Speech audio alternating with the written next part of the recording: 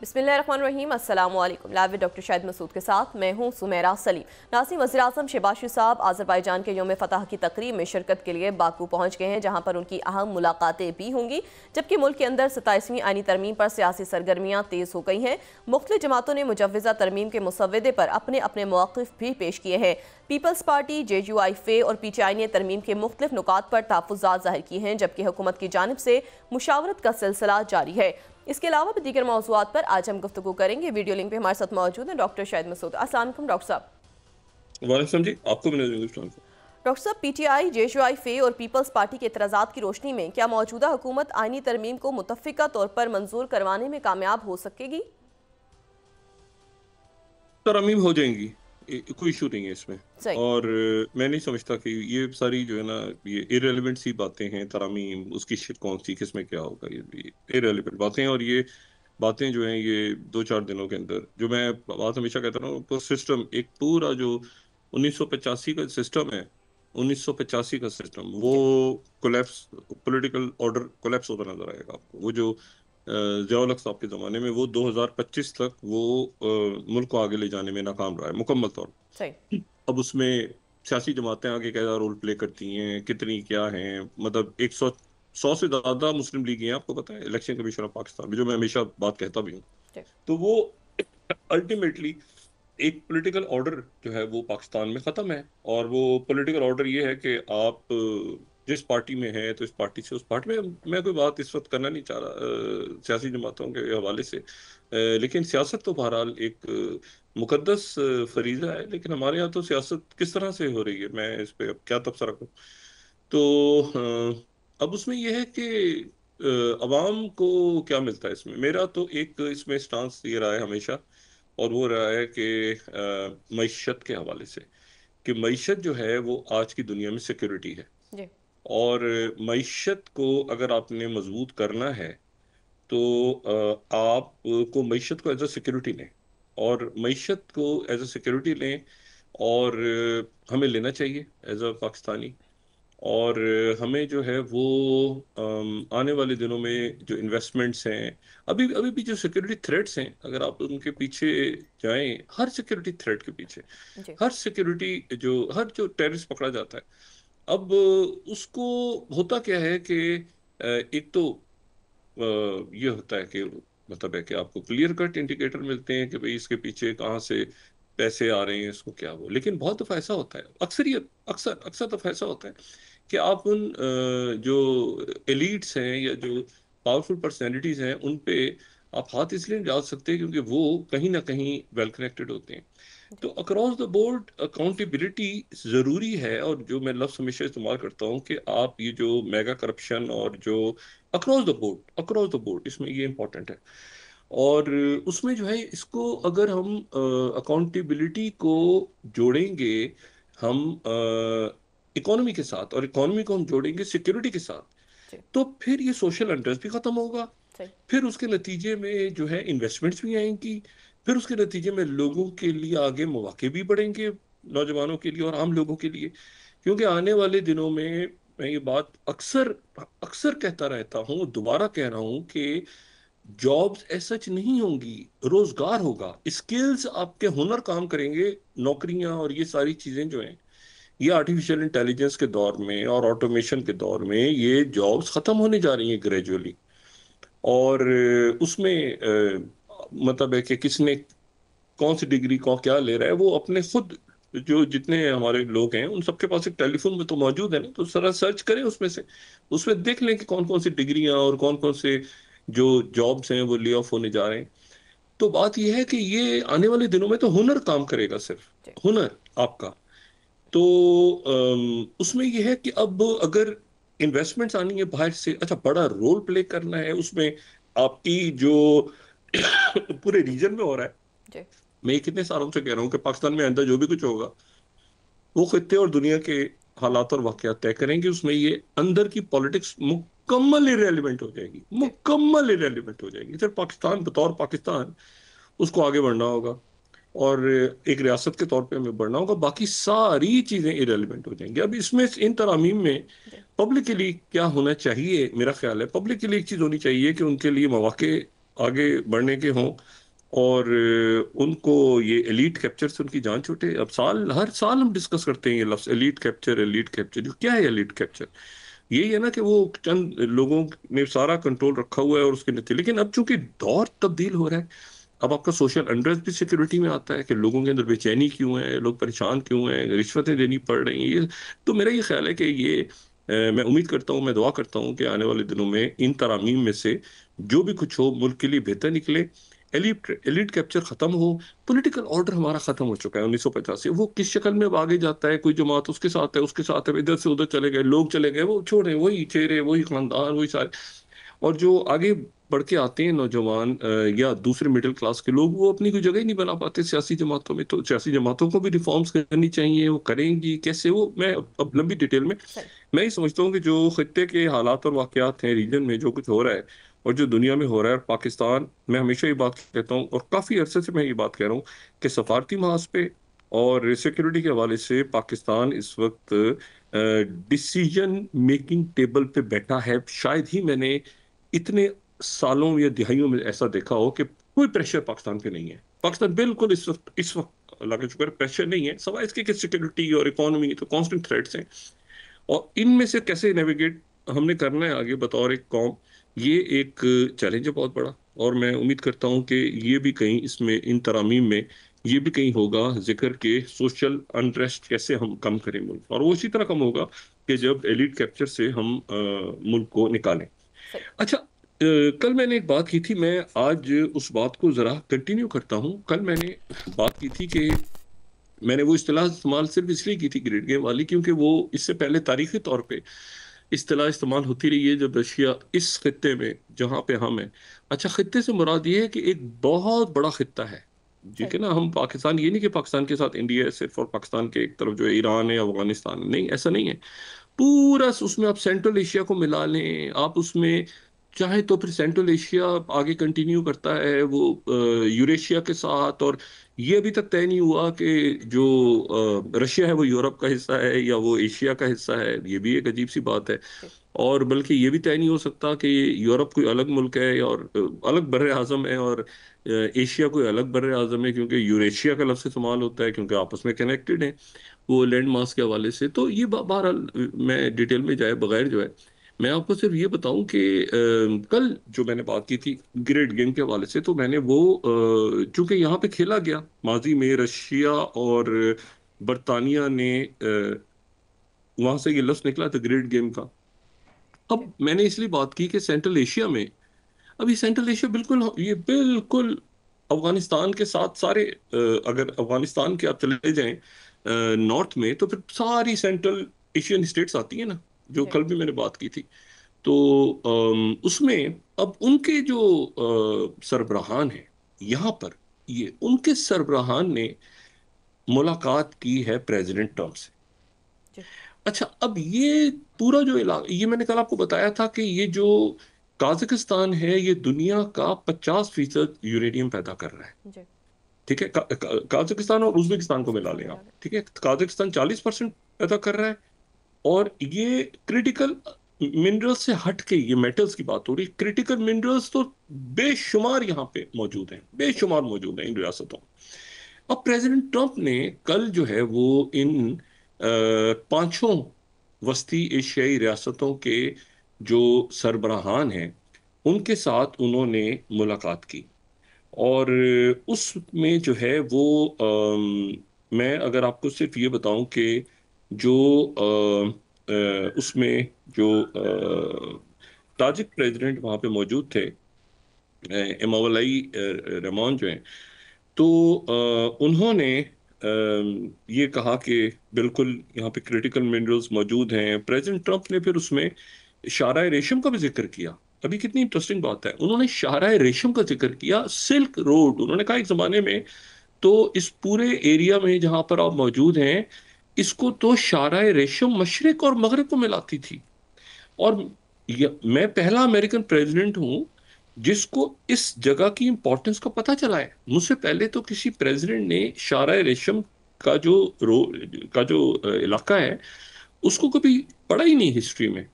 तो आप तो वो, ये तो वो रास्ता है जहां से मशरिक चाइना का नाम ले लिया उन्होंने। उन्होंने कहा मशरिक और मगरिब को ये रास्ता मिलाता था। सिल्क रोड का जिक्र किया उन्होंने, एंशियंट सिल्क रोड। अच्छा, फिर उसके बाद जो है वो उन्होंने ये कहा कि जी मैं यहाँ पे मौजूद हूँ, और उन्होंने बड़ा शुक्रिया अदा किया सबका, और वगैरह वगैरह, और फिर शाइया हुआ और सारा। अच्छा, अब उसमें अगर मैं इसमें एक सिर्फ उनका जो सोशल ट्रुथ पे मैसेज है, अगर मैं उसको दिखा सकूं, जो कि उनका पहला मैसेज है, तो वो प्रेसिडेंट ट्रम्प सोशल ट्रुथ पे लिख रहे हैं कि I am thrilled to announce सही an incredible trade and economic deal between United States and Uzbekistan. ठीक सही है। Over the next 3 years, Uzbekistan will be purchasing and investing almost $35 billion. सही And in the next 10 years, over $100 billion in key American sectors, including critical minerals, aviation, सही automotive parts, ji infrastructure, agriculture, energy and chemicals, IT, ji and others. Or I want to thank Uzbekistan highly respected President Shavkat Mirziyoyev. ठीक है। जी We look forward for a long and productive relationship between our countries. यानी उन्होंने सिर्फ Uzbekistan के साथ जो है वो उन्होंने जो एग्रीमेंट साइन किया है, वो तकरीबन अगर आप देखें तो वो 35 बिलियन एक वक्त में, और फिर उसके बाद वो जो है 35 बिलियन एक वक्त में जाता है, और फिर 100 बिलियन वो दूसरे वक्त में दूसरे चला वक्त में जाता है। ठीक जी है, ये तो इनका सही एक हो गया। फिर उसके बाद वो जो दूसरा एग्रीमेंट कर रहे हैं, वो काजाकिस्तान के साथ कर रहे हैं। कौन सा जी काजाकिस्तान? वो काजाकिस्तान जो सबसे बड़ा दुनिया का यूरेनियम लैंडलॉक मुल्क है। सही और काजाकिस्तान के साथ जो डील वो कर रहे हैं, तो वो उसमें वहां पर उनके ज़ाहिर है कि जो प्रेसिडेंट हैं वो भी मौजूद थे, कासिम जोमरात तोकयेव। और उनके साथ अगर मैं यहाँ पे फोर्थ इंटरफैक्ट्स कोट कर रहा हूँ, Kazakhstan and US sign agreements worth 17 billion dollars. सही ठीक है, 17 बिलियन डॉलर्स। अच्छा, और इसमें जो इम्पोर्टेंट बात है वो ये है कि जो 17 बिलियन डॉलर्स के जो एग्रीमेंट साइन हुए हैं, तो ये उसमें प्रेसिडेंट ट्रंप ने यहाँ पर जब काजिक प्रेसिडेंट से उन्होंने बात की, तो उन्होंने उसके साथ ही फिर एक और बड़ा ऐलान कर दिया काजाकिस्तान के हवाले से। सही और उसके लिए मैं जो सेकंड सोशल ट्रुथ पे मैसेज है, मैं चाहूंगा कि उस सेकंड मैसेज को अगर हम देख सकें, तो उसमें सेकंड मैसेज सामने मौजूद है। वो अगर हम दिखाएं, I just had a great call I had a great call between Prime Minister Benjamin Netanyahu of Israel and President Qasim Jomrat Tokayev of Kazakhstan. Kazakhstan is the first country of my second term to join Abraham Accords, the first of many. This is the major step towards building bridges across the world. Today, more nations are lining up to embrace peace and prosperity through my Abraham Accords. ठीक है. जी We will be soon announcing a signing ceremony to make it official, and there are many more countries trying to join this club of strength. So much more to coming in United Countries for um, stability and growth, real progress, real results. Blessed are the peacemakers. अच्छा, अब उन्होंने ये ऐलान कर दिया कि काजाकिस्तान जो है, वो काजाकिस्तान की 70% जो आबादी है वो मुसलमान है। वहाँ पे क्रिश्चियंस भी हैं, वहाँ पे और कम्युनिटीज भी रहते हैं, बुद्धिस्ट भी रहते हैं। ये सब थोड़े क्रिश्चियंस हैं ज़्यादा, और सबसे ज़्यादा लेकिन 70% जो है मुसलमान है, और अक्सरियत जो है वो सुन्नी मुसलमान, जो कि हनफी मसलक से जिनका ताल्लुक है। लेकिन प्रेसिडेंट ट्रम्प जो है वो उसमें कुछ उसमें थोड़ी सी नहीं, काफी ज्यादा वो गड़बड़ ये कर गए कि काजाकिस्तान और जो इसराइल है, काजाकिस्तान और इसराइल के दरमियान 90 की दिहाई से डिप्लोमेटिक ताल्लुकात हैं। 90 की दिहाई से 1992 में जो एम्बेसी है, इसराइल की एम्बेसी वो खुल गई थी अस्ताना में। सही। और 1996 में जो काजिक एम्बेसी है वो खुल गई थी तल अवीव में। तो दोनों मुल्कों के दरमियान ऑलरेडी ताल्लुकात मौजूद हैं। शमोन पेरेस जो हैं, जी। वो बतौर वजीर आजम वो 90 की दिहाई में वो गया था काजाकिस्तान। उसने सरकारी दौरा किया था काजाकिस्तान का, स्टेट विजिट। और उसके बाद शमून पेरिस के बाद जो है वो, जो अच्छा शमून पेरिस जो है वो बतौर वजीर खारजा भी गया और बतौर वजीर आजम भी गया। सही। और जो मौजूदा वजीर आजम है नतन याहू, ये भी इसराइल का, ये भी वहां के दौरे कर चुका है काजाकिस्तान के। तो काजाकिस्तान के साथ ऑलरेडी ताल्लुकात हैं। लेकिन प्रेसिडेंट ट्रंप ने इस वक्त कहा कि भाई मैं इनके दरमियान बाज़ाब्ता, दोनों के सफारत खाने खुले हुए हैं। बल्कि दोनों के दरमियान जो है वो फौजी मशकें वगैरह भी हो चुकी हैं। मैं यहाँ पे 13 एशिया नेट अगर कोट करूँ, जो 13 स्लाइड है, Israel and Kazakhstan propose joint military exercises, तो ये तो जो है। और मैं अगर यहाँ पे 10 स्लाइड कोट करूं 2016 की आस्ताना टाइम्स की, तो प्राइम मिनिस्टर जो नतनयाहू जो इसराइल का, वो तो आस्ताना का विजिट किया है उसने। तो ये तो एक बस वो उन्होंने एक बात करनी थी और प्रेसिडेंट ट्रम्प ने वो कर दी। अच्छा, फिर उन्होंने कहा मोर टू कम, सही। और भी मुल्क जो हैं वो अनाउंस करेंगे कि वो भी आना चाह रहे हैं अब्राहम अकॉर्ड में। यकीनन प्रेसिडेंट ट्रम्प की पूरी कोशिश है कि वो दो चीजें अब इसमें इंपॉर्टेंट है। एक तो ये है कि जो इसी साल इसी साल जून में, ये अक्टूबर है, ये सॉरी नवंबर है, तो आप चले जाएं चंद महीने पहले, तो जी। काजाकिस्तान में जो चाइना के प्रीमियर हैं शी जिनपिंग, वो खुद तशरीफ लाए थे चाइना सेंट्रल एशिया समिट के लिए। मैं अगर 18 स्लाइड दिखाऊं यहाँ पे मिनिस्ट्री ऑफ फॉरेन अफेयर्स की, तो उसमें मिनिस्ट्री ऑफ फॉरेन अफेयर्स की स्लाइड में जो शी जिनपिंग हैं वो उनके ये दौरे की डिटेल्स हैं। और ये इसी साल चंद महीने पहले का ये दौरा है। तो उसमें जो है वो आस्ताना वो पहुंचे हैं to attend second China Central Asia summit. ठीक है। जी। और उसके बाद वो उन्होंने कहा है कि जी, ग्लोबल टाइम्स ने उसके बाद कहा है कि 19th के चाइना और central Asia countries jointly form China Central Asia spirit, यानी जो चाइना है उसके नजदीक ये खुद प्रीमियर शी जिनपिंग यहाँ पर आए सही। आस्ताना में, और यहाँ पर आके उन्होंने बहुत ज्यादा एग्रीमेंट्स साइन हुए सारे मुल्कों के। और ये भी चंद महीने पहले की बात है, ये जून की बात है। और उसके बाद उन्होंने यहाँ पे आके सेंट्रल एशिया के जो ममालिक हैं उन सारे मुल्कों के साथ उन्होंने, प्रीमियर शी जिनपिंग ने, उन्होंने मुख्तलिफ डील्स की, मुख्तलिफ मामला सारे किए। ये बात रिपीट करता हूँ दोबारा कि ये सारे मुल्क लैंड लॉक हैं, लैंड लॉक।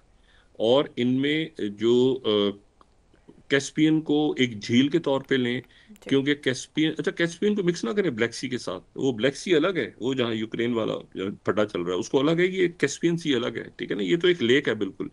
ये एक लेक है, ये झील है। इसके बारे में बड़ा एक तनाज़े चलता रहता है। और यहाँ से अगर निकलना है तो उसके लिए आपको तुर्की का और बाकी जो है वो सारे, और ये जितने मुल्क हैं, ये मैंने पहले भी बताया था कि ये इसमें यहाँ पर रशिया का बहुत इन्फ्लुएंस है, चाइना का इन्फ्लुएंस है, यहाँ पे तुर्की का इन्फ्लुएंस है, ये टर्किक ऑर्गेनाइजेशन का हिस्सा हैं सारे मुल्क यहाँ पे, और ईरान का डेफिनेटली यहाँ पे इन मुल्कों पे असर है कुछ। तो अब देखना यह है सारा कि ये कैसे इसको, ये इन्होंने इतने बड़े एग्रीमेंट्स तो अनाउंस हो गए।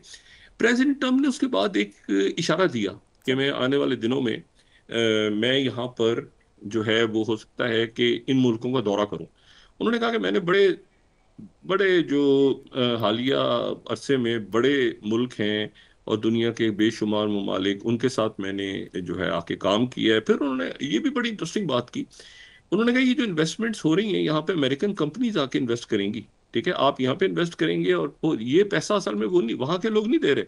ये इस तरह से हो रहा है कि वो अमेरिका में शो करेंगे, असल में वो उन कंपनी में पैसा लग रहा है जो आके यहाँ पर फिर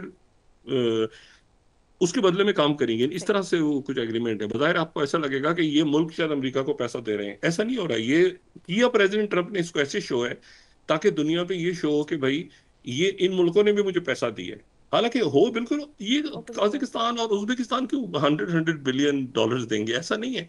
शो ऐसे हो रहा है कि जैसे ये मुल्क पैसा दे रहे हैं अमेरिका को, ऐसा नहीं है। अमेरिका और वेस्टर्न कंपनीज ने आके यहाँ पे रेयर अर्थ मिनरल्स में, माइनिंग में और यूरेनियम में, और आगे फ्यूचर में डेटा सेंटर्स वगैरह, और ये एआई के लिए जितना कुछ चाहिए आपको, और तो क्वांटम शुरू होने हो गया है बल्कि ऑलमोस्ट। तो वो जो सारा प्रोसेस है, और मैंने कल भी बात की थी कि वो जो रिक्वायरमेंट्स होती हैं डेटा सेंटर की, खासतौर पे जो कूलिंग का माहौल, और फिर एक इलेक्ट्रिसिटी, और अगर यूरेनियम चाहिए तो फिर उसके लिए आपको न्यूक्लियर पावर प्लांट की बिजली चाहिए। आम बिजली से तो काम नहीं चलेगा डेटा सेंटर्स का। तो ये जो है ये अब प्रेसिडेंट ट्रंप ने इनको बुला के इनके साथ डील्स हो गई हैं। अच्छा, इसके ऊपर जो है वो अगर मैं रशिया का रिस्पांस देखूं, आरटी का 21, तो वो ये कहते हैं कि RT 21, जी। Trump continues rare earth scramble with Central Asia deals. ठीक है, जी। रशिया जो है वो उसकी मुकम्मल तौर पे उसकी जो है वो नजर है यहाँ पे। सही। अच्छा, और उसके बाद जो है वो अगर हम ये देखें कि जो 20th है, वो फिर वही रशिया की तरफ से जवाब आया कि वो जो है वो देख रहा है कि भाई इलेक्शन यूएस एक्शंस के हैं न्यूक्लियर स्फीयर में, वगैरह वगैरह वगैरह वगैरह। अच्छा, तो ये एक बड़ी इंपॉर्टेंट बात है कि प्रेसिडेंट ट्रंप ने दो बातें इसमें हुई ना। एक तो असल बात, काजाकिस्तान और इब्राहिम बैकार्ड तो आपस में उनके ताल्लुकात हैं, पहले ही मैं उसमें नहीं जाना था, वो उन्होंने अनाउंस कर दिया। लेकिन असल बात ये कि क्या यहाँ पे रेयर अर्थ मिनरल्स के लिए और बाकी चीज़ों के लिए अमेरिका आ पाएगा, और चाइना और रशिया इसको कैसे देखेंगे, और बाकी मुल्क इसको कैसे देखेंगे। तो ये बात जो है वो, अच्छा, यूरोप भी, इवन जो गल्फ कंट्रीज हैं, अनाउंसमेंट तो सारी कर रहे हैं ना कि हम जी। डेटा सेंटर बनाएंगे, हम डेटा सेंटर बनाएंगे, ये गल्फ कंट्रीज। लेकिन अल्टीमेटली उनको, गल्फ कंट्रीज को भी माइनिंग के लिए जो है वो जरूरत तो पड़ेगी ना इन सेंट्रल एशिया की। तो सेंट्रल एशिया जो है, जैसे मैंने पहले बात की थी उसी तरह से मैं दोबारा दोहरा रहा हूँ कि एक बड़ा ग्रेट गेम यहाँ पे स्टार्ट होने वाला है। और जी। उस बड़े ग्रेट गेम में इस ग्रेट गेम को आप मिलाएं उस ग्रेट गेम के साथ जो कि 19वीं सदी में हुआ था, या जो बड़ी जंगें 20वीं सदी में यहाँ पे हुई, या जो 21वीं सदी के आगाज में हुआ। एक बार फिर ये पूरा जो रीजन है, लेकिन अब इसका ये फैला हुआ है, अब ये बहुत फैल गया है। यानी इसको आप टर्की से शुरू करें, यूक्रेन से चाहे तो शुरू कर लें, चाहे तो आप इसको ऊपर आर्कटिक तक ले जाएं, चाहे तो आप इसको फिर मिडिल ईस्ट में लेकर आ जाएं, फिर आप इसको अफ्रीका में लेकर आ जाएं, ये पूरा एक, चाहे तो आप इसको ये एशिया पैसिफिक में ले जाएं, इंडो पैसिफिक में, ये पूरा एक बड़ा स्पेक्ट, बहुत बड़े लेवल पे एक मुख्तलिफ जगहों पे बाकायदा जंग शुरू हो गई। अभी तो सफारती है, लेकिन सफारती से आगे ये बढ़ेगी। सही। ये किस तरह से ब्लॉक्स बनेंगे, किस तरह से होगा, क्या से होगा, ये आगे देखना है सारा, क्योंकि आगे काम चल नहीं रहा एआई की दुनिया में। और खास तौर पे जब आपको रेयर अर्थ मिनरल्स की जरूरत हो और आपको बहुत ज्यादा डेटा सेंटर्स बनाने की जरूरत हो। दूसरी बात ये हो गई। अच्छा, तीसरी बात जो है, प्रेसिडेंट ट्रंप ने उसके बाद फ्लोरिडा में खिताब किया है रात को। और फ्लोरिडा में खिताब के दौरान वो फिर उसी बात पे विक्टर ओबन से भी आज मिल रहे हैं। बाय द वो, मैं पहले फ्लोरिडा पे खिताब पे जाने से पहले आज बताऊँ, वो हंगरी के विक्टर ओबन से मिल रहे हैं। और उसमें अब वो बुडापेस्ट की इंपॉर्टेंस तो नहीं रही कि बुडापेस्ट में मीटिंग उनकी प्रेसिडेंट पुतिन से होती है कि नहीं होती है। अब शायद इस वक्त वो रुक भी गई है मीटिंग। सही। उन्होंने वैसे कल जिक्र किया है, जब सेंट्रल एशिया के इन लीडर्स के साथ वो बात कर रहे थे, तो उन्होंने जिक्र किया है। उन्होंने कहा कि ये शारा रेशम होती थी, अब मैं चाहता हूं कि यहाँ पे एक, उन्होंने जिक्र किया वो आजरबाईजान और आर्मीनिया के दरमियान जो सुलह करवाई है। तो प्रेसिडेंट ट्रम्प ने कहा कि एक ट्रम्प रोड जो है वो वहां पे मैं बना रहा हूँ। तो उन्होंने इंडिकेट ऐसे किया कि एक तो वो दौरा करेंगे, एक तो उन्होंने इंडिकेटर दिया कि वो सेंट्रल एशिया में आएंगे जी। President Trump. दूसरा, उन्होंने इंडिकेट ऐसे किया कि जैसे ये मिडिल कॉरिडोर को शायद, या कोई और अलग कोई रास्ता उनके जेहन में है, लेकिन उन्होंने ट्रम्प कॉरिडोर का जिक्र किया कि मैंने आजरबाईजान और आर्मीनिया के दरमियान जो एक रोड है वो ट्रम्प रोड उसका नाम दे दिया है। उसको, वो जो रास्ता उन्होंने खोला है सही। दरमियान में। तो साथ उन्होंने कहा कि उसका भी जिक्र उन्होंने किया। अब मैं इसमें ये नहीं जानता कि जो मिडिल कॉरिडोर है, अगर हम उसको देखें तो मिडिल कॉरिडोर तो चाइना से शुरू होता है, फिर काजाकिस्तान आता है, फिर उसके बाद वो, हमने कल भी बात की थी कि वो किस तरह से अजरबैजान, जॉर्जिया, वो आगे तुर्किया, और फिर वो कैस्पियन। तो ये जो अब उनके जहन में आ रहा है, तो ये लैंडलॉक कंट्री से कैसे, और कुछ ऐसी कंट्री जो कि डबल लैंडलॉक है, यानी सही। उनका पड़ोसी भी लैंडलॉक है। तो ये अब आने वाले दिनों के अंदर ये पूरा जो रीजन है, तो ये बड़ी इंपॉर्टेंस अख्तियार करता जा रहा है। अब आ जाए आप, मैं जो विक्टर ओबन की बात की थी, हंगरी के प्रेसिडेंट जो है, वो आज उनकी मुलाकात होने जा रही है प्रेसिडेंट ट्रम्प से, लेकिन उनके जहन में अब वो पुतिन के साथ शायद मुलाकात बुडापेस्ट में होती है नहीं होती, उससे ज्यादा ये है कि वो बात करने जा रहे हैं कि जो पाबंदियां हैं, ऑयल हम लेते हैं रशिया से, तो जो ऑयल हम रशिया से ले रहे हैं तो उसके ऊपर से जो पाबंदियां हैं वो हटा दी जाएं। सही। यानी वो ऑयल की किल्लत पैदा हो रही है और वो हटा दी जाए। और इसी दौरान एक और बस बात उन्होंने की जो बड़ी इंपॉर्टेंट थी। उन्होंने अब ये कहा कि इंडिया जो है उसने ऑयल लेना बंद कर दिया है हमारे साथ। और उन्होंने ये कहा डिटेल में, जो फ्लोरिडा में बात उन्होंने की, एक तो यहाँ पे बात उन्होंने की, और फ्लोरिडा में जो बात उन्होंने की, उन्होंने कहा कि तफसीलन उन्होंने कहा कि 8 तैयारे इंडिया के जो हैं वो गिरे। अच्छा, सही। अब 8 तैयारे जो हैं, ये मैं 31 लाइट हिंदुस्तान टाइम्स से दिखा दूं। 8 जेट्स शॉट डाउन, और उन्होंने क्लेम किया कि 8 तैयारे जो गिरे हैं, तो उसके बाद जो है वो, अच्छा इसके ऊपर जाहिर है कि इंडियन मीडिया कह रहा है कि 8 तैयारे कर दिए हैं, 7 नहीं थे 8 थे, लेकिन ये कि प्रेसिडेंट ट्रम्प बहरहाल कह रहे हैं कि 8 तैयारे, 30 Times of India, 8 plane shot down. Trump adds one more plane. अब जाहिर है इंडिया इसके ऊपर तरदीद भी नहीं कर सकता, कोई तस्दीक भी नहीं कर रहे, वो बस वो कोट किए जा रहे हैं, किए जा रहे हैं। तो वो उन्होंने कहा 8 तैयारे गिरे। टाइम्स ऑफ इंडिया और हिंदुस्तान टाइम्स को हम 30th और 31st को दिखाएं, तो 8 तैयारे उन्होंने गिरा दिए। तो अब ये है कि ये एक नई पिक्चर, जी पूरा डॉक्टर एक साहब। नया बड़ा ग्लोबल खेल जो है, उसका अगला मरहला शुरू हो रहा है, और पाकिस्तान बिल्कुल उसके दरमियान में एज अ की प्लेयर। जी। जी। नाज़रीन, वापस आते हैं एक छोटे से ब्रेक के बाद।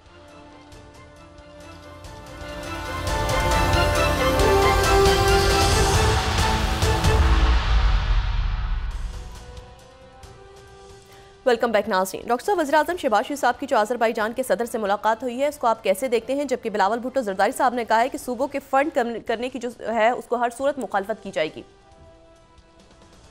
देखिए, ये तरमीम जैसी भी हैं, मेरा तो ख्याल है अगर इसमें अवाम के लिए कुछ है, जी। जो अवाम के लिए अगर कुछ नहीं है, तो वो चीज़ नहीं होनी चाहिए। पाकिस्तान के लिए कुछ नहीं है, इसमें तो नहीं। अगर पाकिस्तान के लिए इसमें कुछ है, मुल्क के लिए कुछ है इसमें, तो ये तरमीम आंखें बंद करके, अगर, तो मैं तो इस पे बिल्कुल क्लियर हूँ, और मेरा, मैं उस पे बिल्कुल कि इन्वेस्टमेंट, सिक्योरिटी, इकोनॉमी जो है वो आपकी नेशनल सिक्योरिटी का हिस्सा है। फिर वही बात में दोबारा, और उसको आप ठीक करने के लिए, इन्वेस्टमेंट्स के लिए, सोशल अनरेस्ट, इन्वायरमेंट, कवानीन, रूल ऑफ लॉ, और उसमें जो अकाउंटेबिलिटी और सजा और जजा, ये इसको आपको करना पड़ेगा। तो मैं इस पे कर लूँ अजरबैजान के हवाले से, शहबाज शरीफ साहब वहाँ पे हैं, जी। और उनके साथ फील्ड मार्शल आसिम मुनीर साहब हैं।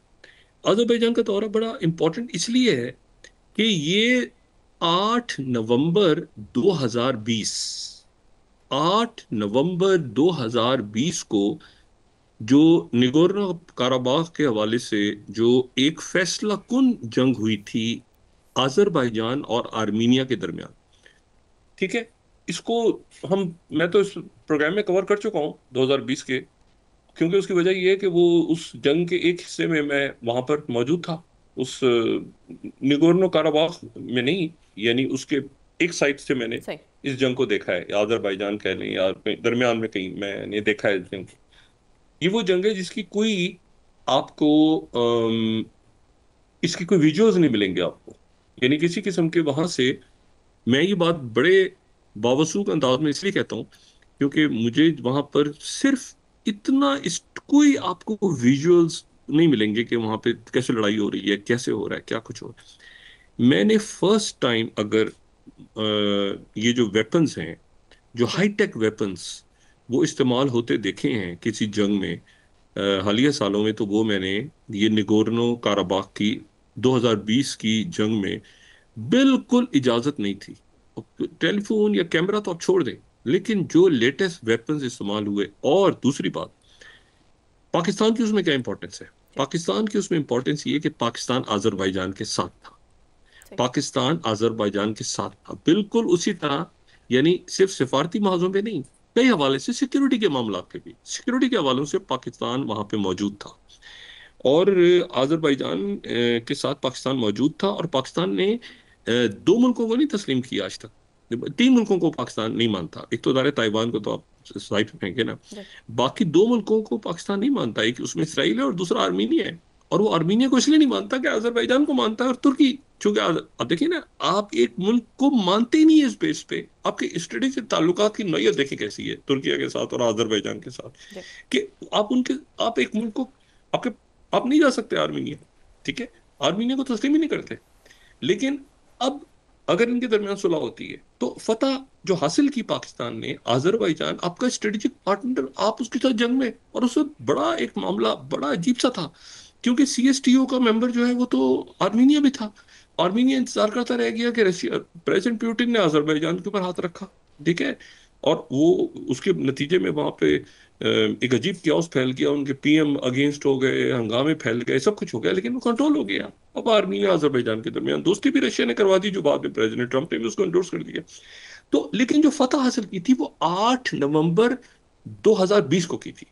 अब ये 8 नवंबर चूंकि कल है, तो इसलिए जरूरी था कि पाकिस्तान से जो है वो शहबाज शरीफ साहब का और आर्मी चीफ आसिम मुनीर साहब का, फील्ड मार्शल आसिम मुनीर साहब का वहां होना जरूरी था, क्योंकि ये अस्करी, ये मैंने आपसे कहा ना, military diplomacy, people to people, फौज, टेक्नोलॉजी, आगे बहुत कुछ हम अजरबैजान के साथ हैं, तो उनको मुबारकबाद भी देते हैं इस उनकी जो ये जो विक्ट्री डे है कल, जी। तो ये बड़ा इंपॉर्टेंट है। अच्छा, अब तो मैंने आपसे कहा ना कि अब रीजन में, तब देखिए ना, अब यानी आपने, अच्छा, इंडिया आर्मीनिया के साथ था, ये भी एक बड़ी इंटरेस्टिंग बात है।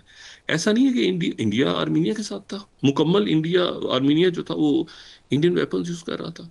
तो एक मेरा ख्याल है कि एक कई हवालों से ये जो कल का दिन है ये पाकिस्तान के लिए इम्पोर्टेंट है, तो वो वहाँ पे पहुंचे, और पहुंचना बड़ा जरूरी था, और उनके लिए भी बड़ी जबरदस्त बात है कि वो दुनिया को बताएं कि भाई ये जंग जो है उसमें हमारे साथ जो है हमारा स्ट्रेटेजिक पार्टनर भी शरीक हुआ था। और फिर हमारे जो मसाइल हुए इंडिया के साथ, तो फिर जाहिर है कि आजरबाईजान साथ खड़ा था हमारे। अच्छा, एक तो बात ये हो गई, दूसरी जो बात है वो ये है कि आने वाले, एक तो विक्टर ओबन पहुंच रहे हैं वहां पे, और वो यकीनन विक्टर ओबन जो है वो बुडापेस्ट समिट तो कैंसिल हो गई, अब मेरा ख्याल से शायद उसकी कोई मीटिंग होती है, प्रेसिडेंट पुतिन की नहीं होती।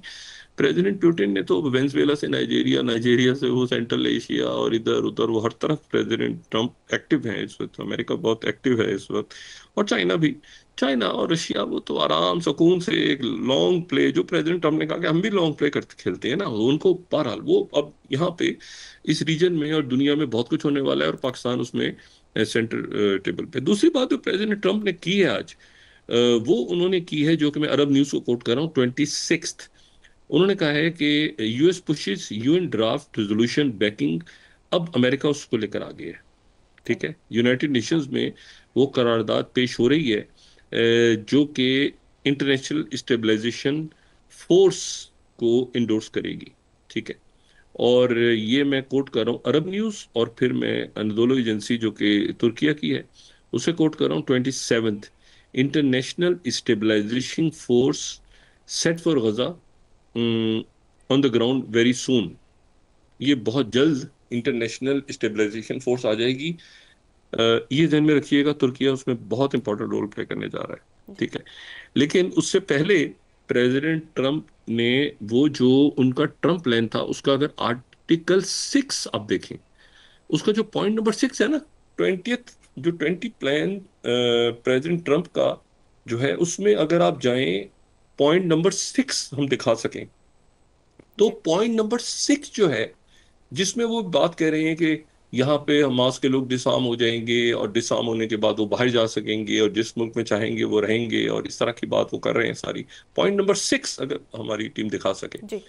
तो अब पॉइंट नंबर 6 के ऊपर वो अमल दरामद जो है वो हो रहा है, सही। शुरू हो गया है। ठीक है।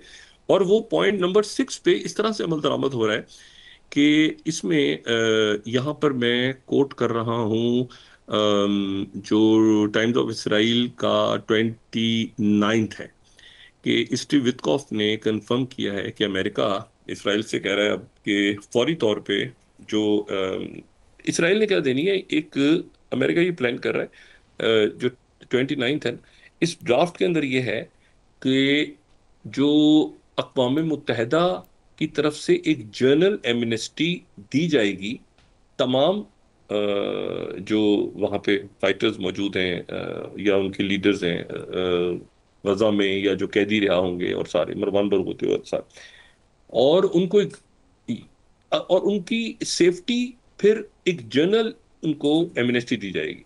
कहीं पर उनको कोई, वो चाहे तो वो रहें गजा में, चाहे तो वो गजा से बाहर चले जाएं, लेकिन वो दूसरे मुल्कों में जाके रहें, लेकिन वो जो है वो उनको जनरल एमनेस्टी दी जाएगी। ये स्टीव विटकॉफ, और मैंने आपको यहाँ पे कोट कर दिया कि ये अमेरिका की तरफ से उनको आ गया है कि भाई ये सीज फायर के बाद अगले मरहले की तरफ तेजी से निकल जाएं आप।